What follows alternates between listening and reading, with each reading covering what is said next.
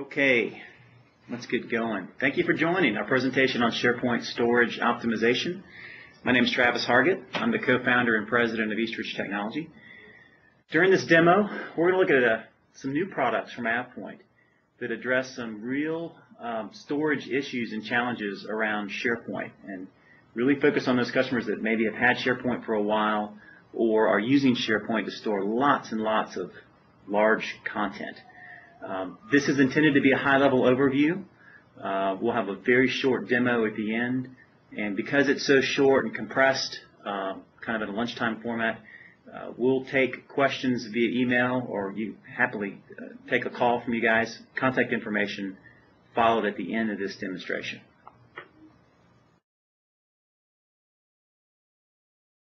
So when you think about storage in SharePoint, this diagram gives you a pretty good view of how data growth occurs year over year. What happens when you start really from year 2 on to year 4 is the inactive and the stale data really starts to outpace your active data and your content in your SharePoint system.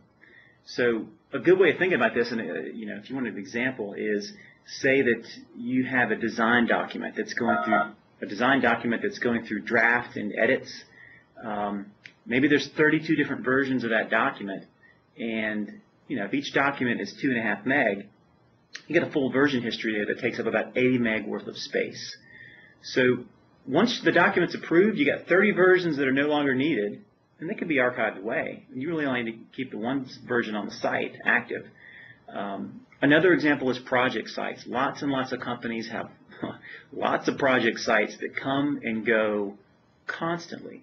And if you're not actively managing that content, you've got tons of stale project sites that are just lingering around your SharePoint server and not being used. So you have inactive data that's continuing to grow. It's all in SQL Server. You're going to get some performance degradation. It's going to have to cause you to get some more hardware processing power, maybe some more data storage, maybe SQL servers, if you don't do anything about it. So the real problem with growth, SharePoint's a great thing. It makes collaboration easy. The problem is all of that data is stored in SQL Server. Some of that data is large binary objects, or considered blobs, binary large objects. That could be images. It could be CDs or ISOs. It could be lots and lots of versions of a large document that's been edited. So you want to be able to get to it. You just don't want all of that content jamming up your SQL Server. So there's different strategies on how to attack this. You can take an approach to kind of manage over time, and that would be tagging documents to say once they've aged past a certain point, you're going to move that content off, you're going to archive it, and leave some stubs to go access it out of your SharePoint system. You can change your architecture to kind of intercept and detect these large images before they go into the SQL Server. Or you can utilize the cloud. A lot of customers are now moving some of the, kind of less critical archival-based documents into the cloud. And you can now do that with SharePoint. You can do it in a seamless way where it looks like it's on your server, but it's up in the cloud. We'll talk about that in a minute. Some of you may know, this is a little bit technical, but there was something called external blob storage, and blob is a binary large object. Well, that API was made available with SharePoint 2007 Service Pack 1. EBS is supported with SQL Server all the way back to SQL Server 2000. And basically, it allows you to set up a provider in SharePoint to communicate with SQL Server and basically stub out that data. So that big binary object is not actually living in your SQL Server. It's actually on a file share or a file system or in the cloud somewhere. But SQL Server is going to be able to have a stub that points to that data on a file system somewhere. To the end user, they're never going to know the difference. If you're actually using the EBS API for SharePoint, it looks like the document's there. They can do workflows, do everything else they want to do with SharePoint. In the future, this is more of a platform discussion. In the future, Microsoft is going to have remote blob storage with SharePoint 2010. Now, RBS is more of a platform efficiency designed with SQL Server 2008 and up. The real issue there is a lot of customers may be upgrading to SharePoint 2010, but may still run SQL 2005, which does not support remote blob storage. So those are just two terms to be aware of, EBS and RBS. Unless you want to build the stuff yourself, you can take advantage of some AvePoint tools that build on top of these APIs. Another mention about SharePoint 2010, still it's not going to have any native archiving tools. It is going to support EBS and RBS only if you have SQL Server 2008. And some of you may know Business Connectivity Services, which was the Business Data Catalog in SharePoint 2007. BCS has been extended to be just a more powerful way of linking to legacy data and legacy systems. It's not really an archival solution per se, but it is a way to map to other content and other data sources in your organization.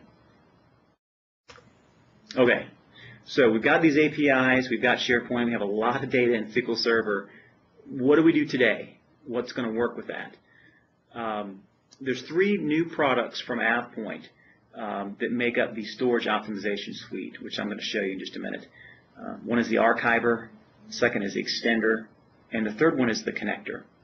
They're all similar in that they handle large blocks of data from SQL Server, but they do different things. So the first one, when we talk about archiver, this is the tool that you set up. You're going to set some rules in your SharePoint server, rules around maximum file size of files or maximum number of site collections, or it can be by date. Hey, this site has not been accessed in the last 2 months. This thing needs to be archived off onto a file share somewhere or to the cloud. So you're going to set up your rules. To the end user, they're going to still be able to find this content. It's going to be indexed in search, going to support workflows. But the archiver is going to basically comb through your SQL Server and move the data out that fits certain rules. So here we have your SQL Server on the left. We're going to set up some rules, and the little screenshot there shows some of the options that are available in the DocAve archiver. You can put specific rules around document sizes or versions. You can go to site collection level, lists or items, and these can all be triggered by owners' names, size, or time, how long until those things get archived off. So very configurable set of rules that an administrator would set up. Once it starts running, you're going to set a schedule of when do you want these rules to fire. And I don't know if you could see that blob just went through. It came from the SQL Server and went to a file share.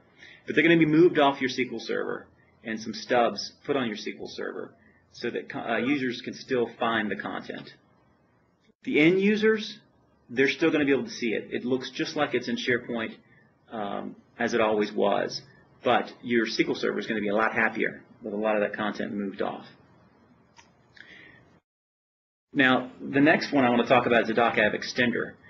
Instead of being a rule-based system that kind of comes through constantly, DocAve Extender, I like to think of it as almost a firewall that sits in front of your web front end.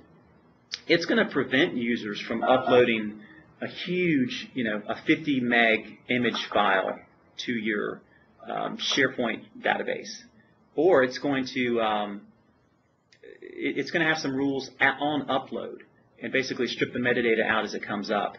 And again, it's going to support all your workflows and third-party applications and be fully indexed and searchable. But here's a good image of this one. User is going to upload, let's say, they have a 100 meg video file that they're going to upload. Well, the extender is going to see that. It's going to hit a rule that says, hey, nothing more than 5 meg on the SQL Server. It's going to put the metadata from SharePoint on the SQL Server, but that blob, that binary large object, is going to go to whatever the disk storage that you set up. It could be a file share, or it could be another system, it could be the cloud. But that's where the data is going to reside.